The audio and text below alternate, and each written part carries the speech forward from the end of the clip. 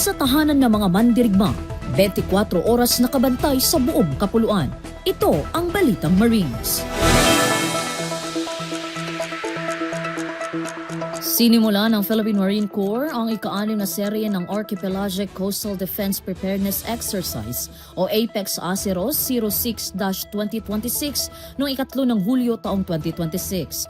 Ang pagsasana ay sabay-sabay na isinasagawa ng mga unit ng Philippine Marines na nakatalaga sa iba't ibang panig ng bansa bilang bahagi ng patuloy na pagpapalakas ng kakayahan sa pagtatanggol sa kapuluan.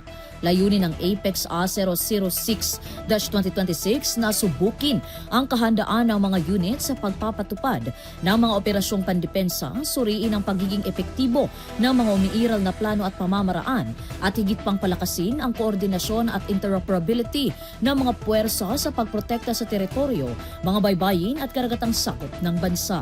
Higit pa sa isang karaniwang pagsasanay, nagsisilbing mahalagang plataporma ang APEX upang mapahusay ang kakayahan ng Philippine Marine Corps sa pamamagitan ng makatotohanang mga senaryo na sumusubok sa kahandaan ng bawat unit. Ipinakikita rin ito ang patuloy na pangako ng PMC na mapanatili ang mataas na antas ng kahandaan at epektibong maipagtanggol ang soberanya at integridad ng teritoryo ng Pilipinas. Sa ngalan ng karangalan, katungkulan at kabayanihan, ito ang Balitang Marines.